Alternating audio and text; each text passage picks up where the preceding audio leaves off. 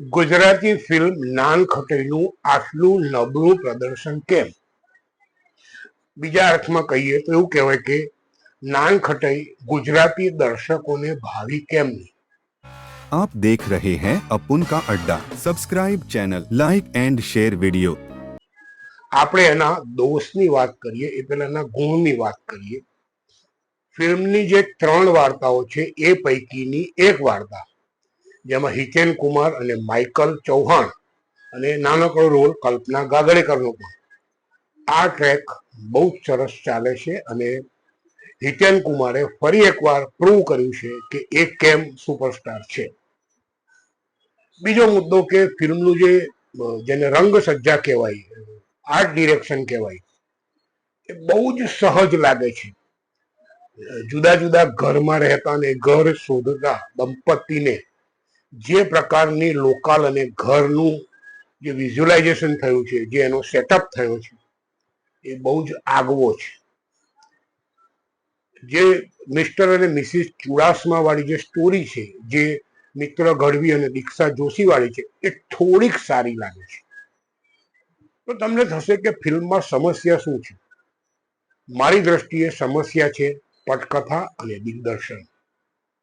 બહુ જ ધીમો પેસ વાર્તાનો. હવે આજે બુલેટ ટ્રેનના જમાનામાં તમે ધીમી લોકલ ચલવો, જોકે નો ડાઉટ એ પણ એક સ્ટાઇલ છે, પણ આ એટલી બધી ધીમી ફિલ્મ છે, લગભગ 2.5 કલાકની ફિલ્મ એટલી બધી ધીમી ચાલે છે કે એના છેડા એકબીજા સાથે મળતા જ નથી. કારણ કે આમાં પછી 3 પેરેલલ સ્ટોરી ચાલે, એક પિતા પુત્રની, એક પતિ પત્નીની અને એક જે લોકો લગ્ન કરવાના ઈચ્છુક છે એવા 2 યુવક યુવતીની. આ બધાની વચ્ચે સમાજ અને વ્યવસ્થા નડે, પરંતુ આ 3 સ્ટોરી એકબીજામાં ભળવી જોઈએ, એને બદલે 3 પોતપોતાની રીતે અલગ અલગ ચાલતી હોય એવું લાગે.